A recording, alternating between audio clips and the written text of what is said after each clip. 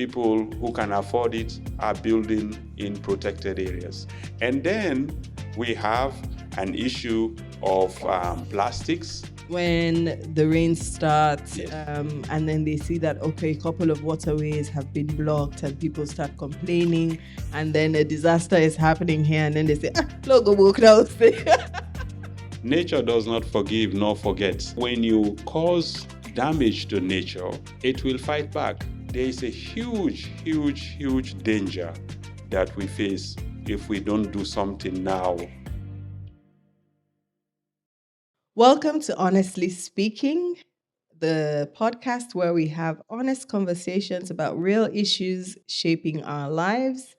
I'm your host, Antonia Howard, and today we're talking about something that affects us all, but we don't talk about very often. Perhaps we think about it, but we don't do anything about it, and that's the environment.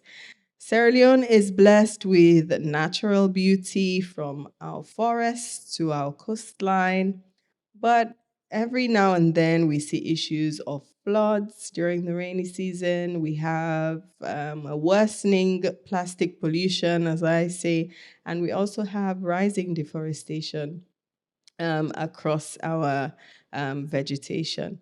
And the problem is only getting worse. The evidence is right in front of us, yet we're doing very little about it as a people, as a community. So the question I'm asking today is, are we ignoring the writing on the wall when it comes to the environment? Because every year we see worsening weather conditions. We've had the mudslide, which I thought should be a huge lesson for us. But if you go to Motome today, where the mudslide happened, you would see that people then don't build back. Everybody's just going about their normal business as if nothing happened there. So is weak leadership to blame, or is there a deeper issue of public apathy? Are we the problem? I kind of know the answer to that, but I'm asking so that we can have this conversation.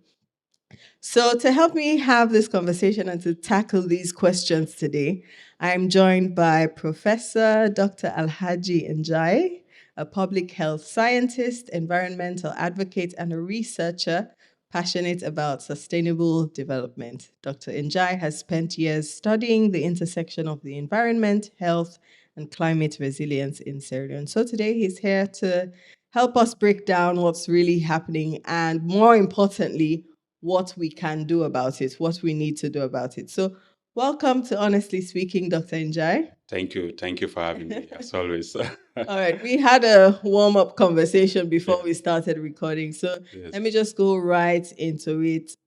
When you think about the environmental crisis in Sierra Leone, because there's no denying it now, it's happening, even though perhaps we don't see the effects as evidently frequently because we have the seasonal changes. Yes. When you think about the environmental crisis, how bad would you say it is? So, and this is the right program, and I have to be honest Exactly. with you. I think it's really bad. It's the issue of the environment in Sierra Leone is the biggest emergency we face, and I think it could count to me as number one up there in terms of the emergency. And it is both a public health emergency, but it's also a huge potential for natural disasters. Now, when you look the issue of climate change, you look at the impact that climate change is going to have. Mm-hmm. Sierra Leone is at a very, very grave situation. Now, why are we at a grave situation? Well, in terms of what we need to do in terms of even adaptation, we are doing it very badly, right? We are degrading the very environment that should, help us at least to reduce the issue of disasters. Yeah. So if you take Freetown, Freetown and 100 other cities are considered some of the most vulnerable cities from climate disaster, right? But again, Freetown has multiple things happening that makes it even more far worse than many other countries. One, again, we have huge deforestation happening Yeah. on top of our hills.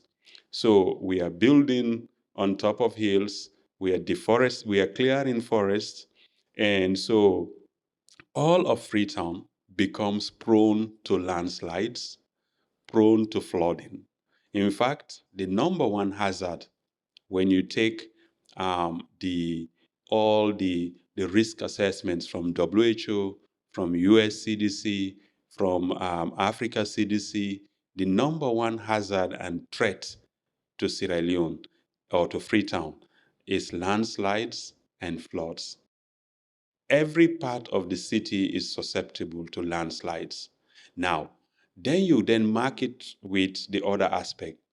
Downstream, coastal Freetown, we are clearing all the mangroves.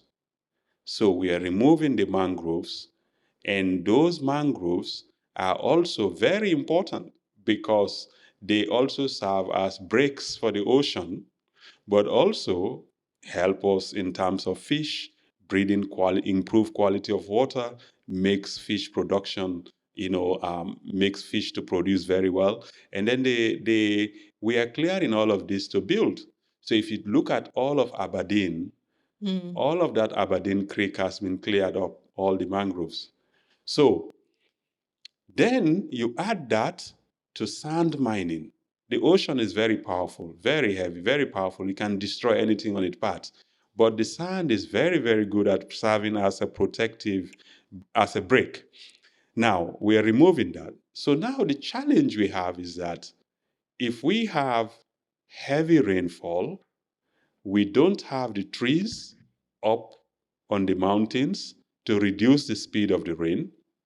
We don't have the mangroves to kind of reduce, at least, or serve as breaks for the ocean. And so Freetown as a city is sandwiched in between. So there is a huge, huge, huge danger that we face if we don't do something now in terms of reversing this issue of environmental degradation. And all of this is, I would say, human. It's a human-made problem, right? Absolutely. It's because of what we do Yes. as a people, what we do in our communities, like when we want to construct our homes. Whether or not we get the right approval from the Environment Protection Agency is one thing, Yes. and whether the Environment Protection Agency and their other organizations do compromise when it comes to issuing land and building permits is also another conversation. Yes. But the responsibility lies on all sides, right? Yes. Yes. My question then is, why is this problem so out of control? Because it is not like we're not aware of the problem. We are definitely aware because we see what happens every single rainy season. Yes. If not so flood, mudslide, it's different things happening in different areas. Even this last rainy season that passed, we saw that houses collapsed. Collapsing. Yes. Yes. And the problem is getting worse. It's getting worse each year. So we are aware, we know. So why is it so out of control? Why are we refusing? Because that's how I would put it. We're refusing to learn and change our action. Yeah. So if I have to dissect the problem, we have so many agencies involved with environment.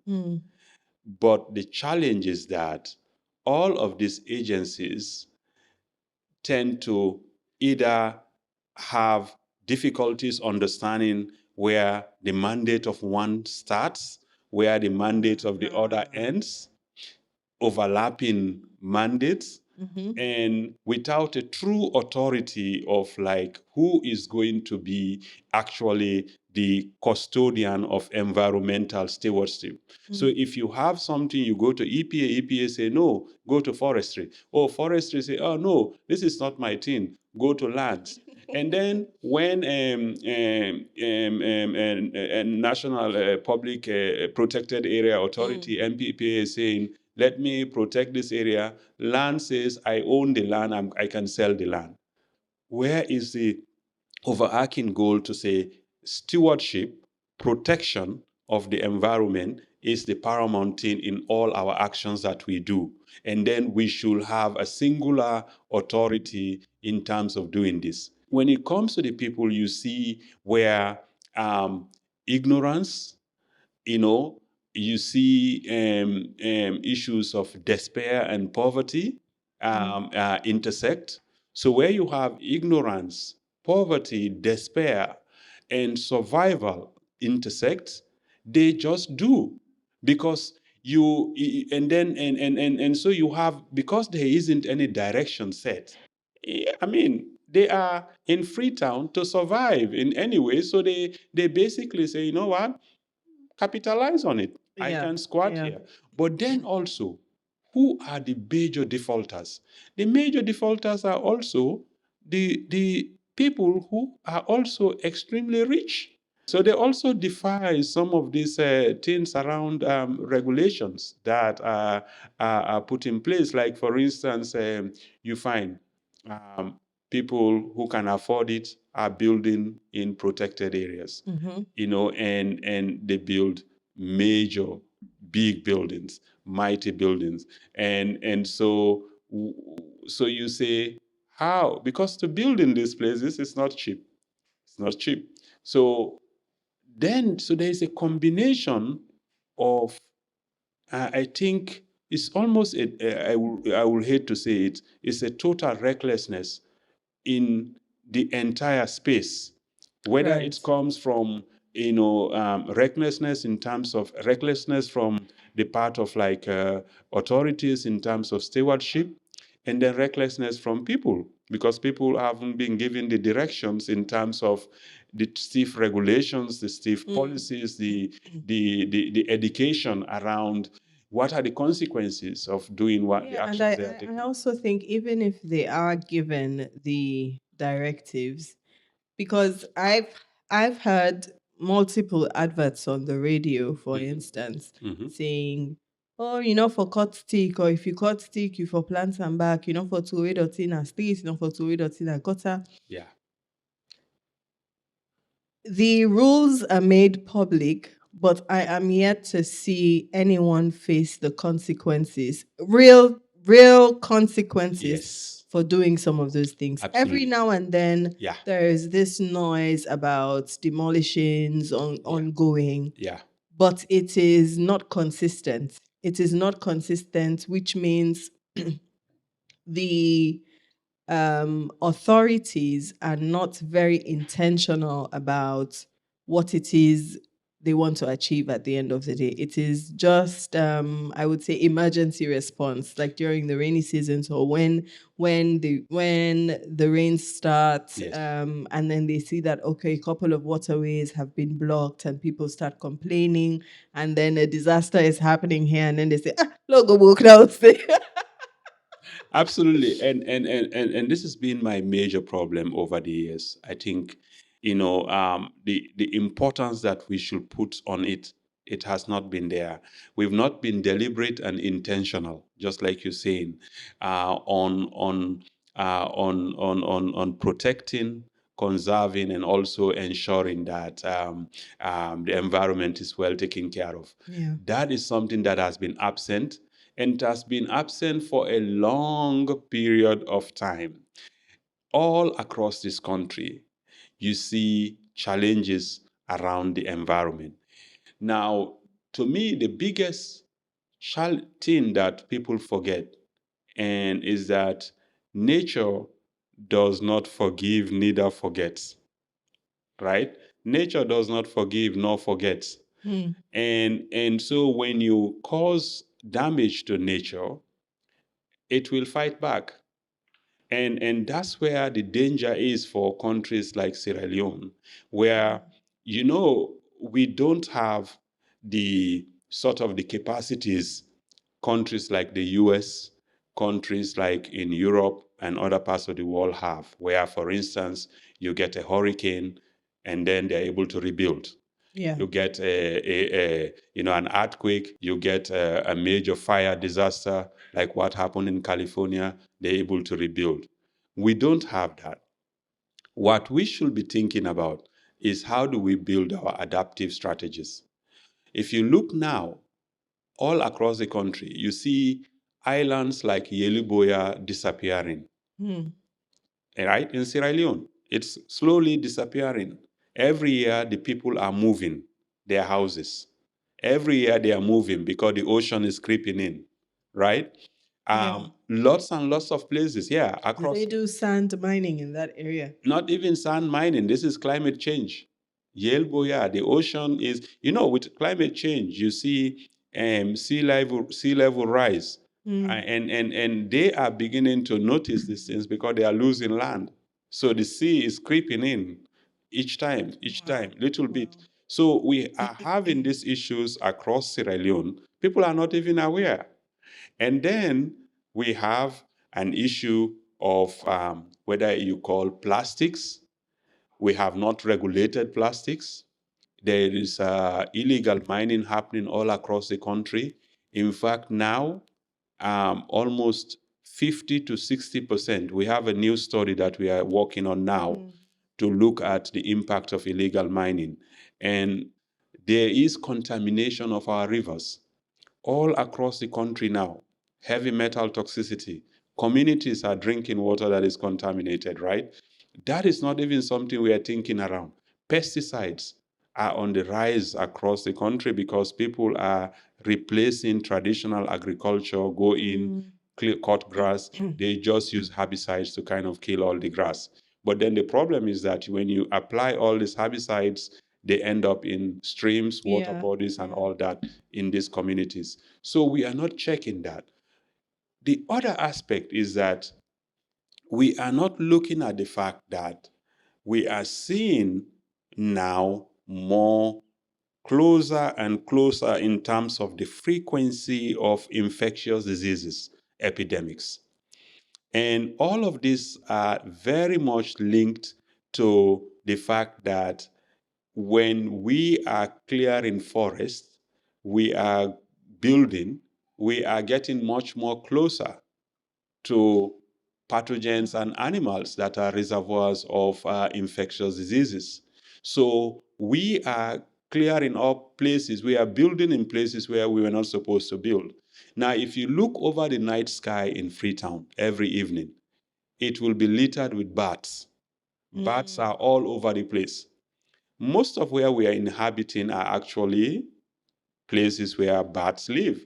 Bats, many other animals carry a You lot know, of that pathogens, used to right? be my routine when I was younger. I used to Mm. live at Campbell Street. Yes. So every evening when the bats migrate from the cotton tree to Yes. wherever they go until date, I don't know where, where they go to. I Yes. used to watch that every single evening. I Yes. don't know if that still happens to date because I don't live there anymore. The cotton tree It's a beautiful sight. barely exists It's a now. beautiful sight. And I've actually been, right from AYV one evening, I took a very nice video out of the Mm. cotton tree and just seeing this very beautiful thing of all the bats in the air. Yeah. But the thing is, the Freetown Peninsula is one of the most, how would say, one of the most rich in endemic species in West Africa. So we have now succeeded in decimating most of the Freetown Peninsula vegetation. If you take the vegetation alone in Freetown Peninsula alone, we have over 80 known medicinal plants. That's Wow. over 80 valuable medicinal plants. And now you think of most of those are disappearing. We have animals and bird species around this Freetown Peninsula that you actually don't see anywhere else around the world. A lot of things are vastly disappearing because we have not maintained them. So the issue of environment becomes a very important intersecting issues with all the other issues that the country faces in terms of social, economic, and other stuff. Because if you are not, protecting your environment really, really well, you are also going to be faced with a lot of other challenges that are going to impact you more. The one thing I think we have not done and that we could do, and I'm just making this assumption. I could be corrected on it. I think we could do this because I've seen how a country like Gambia Yes. has controlled plastic waste. Yes. And for me, if any country around Sierra Leone can do it, I don't think it's a hard thing for us to do. Absolutely. Absolutely. I mean, the first time I went to Gambia, you know, this thing we have of wrapping our suitcases with the plastic wrap Yep. for protection or whatever, Yes. for whatever reason that we do it. Before I left the airport, that plastic was removed. They Yes. pulled the plastic. All the shops I went to in the Gambia, they don't give you plastic bags. They Yep. have this sort of fabric Yes. kind of bag that they give you, or they give you paper bags. Exactly.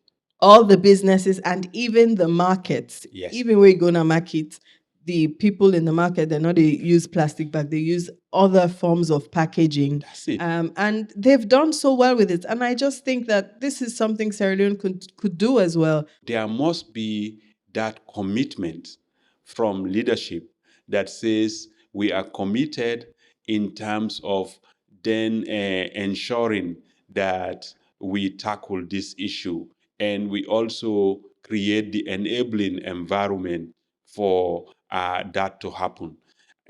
Rwanda has removed plastic. Gambia has removed it.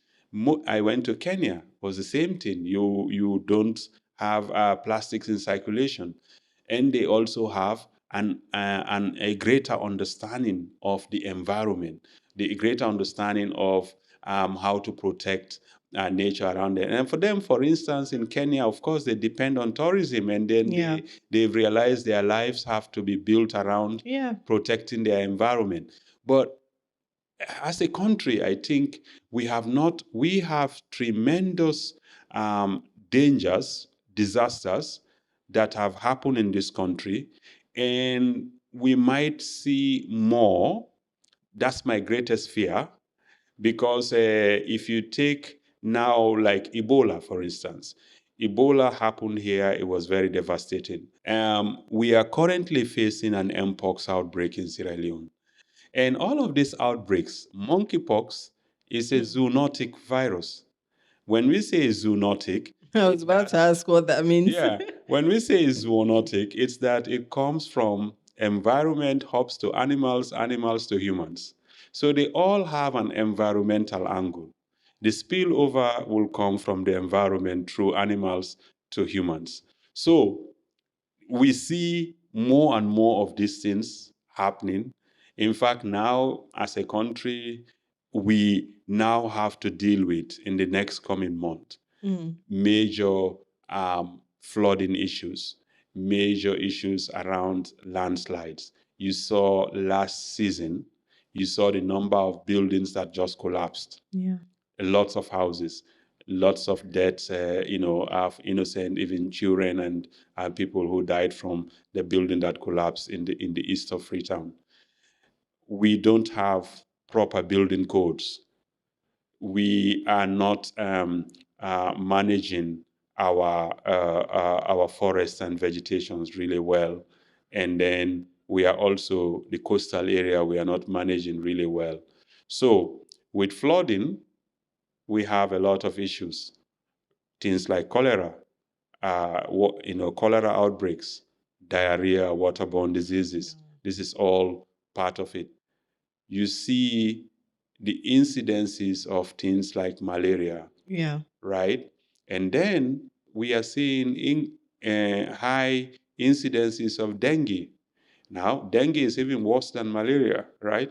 So Yeah, then because I don't think a lot of people care about malaria anymore. We don't no, take her now say malaria, now we don't sick, you know, you dey get time, you dey take the treatment, you dey yeah, well back after yeah. the fever, you feel your body You feel it, small. but Yeah, then after that, you know, you're fine. yeah. Then some man they just say when you get the typhoid, la go get flushed, let them Yeah, flush them yeah. out. But you see, the danger is that you begin to get a lot of your population that is sick, and then what that does is you are reducing the productivity. You impact productivity of your local population because if you have people who cannot get to work because they are sick, you are getting more pathogens circulating. So you begin to overwhelm your healthcare systems with disorder things that are environmentally induced because you are not taking care of your environment. So you now begin to see a lot of these diseases are showing up. So Yeah. your healthcare system becomes overwhelmed. So that's a huge burden on government. So this is what I always talk to people, that when you think of the issue of environment, don't think of it in isolation. And that's where the Exactly. So deliberate aspect of taking care of the environment is my critical. my question to you is, how do we get people to not only care but to see it as a personal issue? How do we make environmental issues personal for people?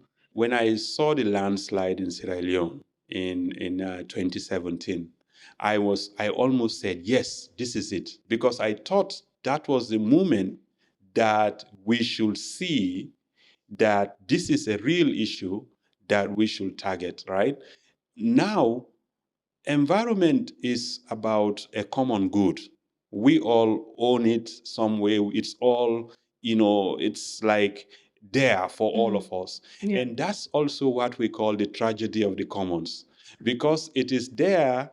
And sometimes you don't, some people will come and just treat it recklessly, but then when they endanger it, it endangers all of us. I think there has to be a very strong understanding from the community level all the way up towards government, and then government taking it back into the communities, people beginning to understand their individual responsibilities when it comes to the environment, but also understanding about sustainable living. How can we be more sustainable? We have to come to a point where government leaders, community leaders, and others have to come to the honest, realistic reflection and introspection that if we continue on this unsustainable path, one, we may not have anything left. Second, the consequences will be huge for our generation. And then our next generation, our children, grandchildren, and others may not see anything left. And we may actually be passing on to them sort of very bad and dangerous type of environment that they may not even, find it a thing for them to thrive. If I, as a human being, I, as an individual, my exposures, which is in my environment, the air I am breathing, the water I'm drinking, the food I'm eating, my lifestyle, and all that stuff. The environment has much more greater impact on your genes than anything else. So if my lifestyle, my air quality is not good, my water quality is not good, my food is not good, my environment I live is not good, there is chance that my genes become impacted. And all of a sudden, you begin to get those mutations in your genes. And then what happens is that you end up passing those mutations to your kids. And maybe, your kids are okay. Then all of a sudden, it shows up very badly in your In your grandkids. Then the grandchildren, yeah. grandchildren become autistic, or the grandchildren suffers from some cancer at a young age, and that the grandchild did nothing. And all of it is because the granddad or the grandma had their own, and it's all as a result of the environment. And this is what we call imprinting. So imprinting of the genes that happens across generations because of environment exposure. So it is so important that, more important than even taking medicines, is having a clean environment. So it's about how do we have a clean environment leads to a healthy lifestyle. But that's the part we need to create for people to understand, because the environment usually is just there, and it is so big, and often we see ourselves as this very tiny minute thing within that major environment, and we say, there is nothing we can do. Nothing. We don't mean anything to it. It looks like we are this tiny little drop of thing in the ocean, but then every little action impacts it. To round up now, if you were to give advice, what would you advise? What would you say? What you go tell? What can we do? Yes. No, I think, yes, I think, each and every one of us, and starting from you, the individual, can do more. I tell my students that the only reason I will want to drive in Freetown because it's very risky. There is not very good sidewalks. Otherwise, if there are good sidewalks, I have a bicycle. I would love to just use a bicycle or walk more, which I do in Kabbalah. I walk around, why I love being in Kabbalah. I just walk around. You can choose to walk sometimes, and it can be a deliberate thing, even if you have a car. You can reduce your carbon footprint, but also in the way we even build. We want to build concrete houses, big concrete houses everywhere. Cement needs a lot of energy. It needs a lot of, so you have a lot of carbon footprint that goes into making that cement. And then you build with that cement. It's also not as environmentally friendly. Why can't we begin to switch to clay bricks? Clay bricks are around. They are all over us. The soil is there. And it is actually also better carbon, with better carbon footprint. You can build, the house is cooler, it keeps, at night, it keeps the house warm. And let's also think about going back. We could use modern designs for huts, grass huts, eco-friendly huts. Like if you look at Takugama, you go to Takugama, you see very nice eco-friendly huts. Why? Because you can cut down the use of ACs, right? ACs and energy. Look at the energy crisis we have in Sierra Leone. So this is all sustainable ways.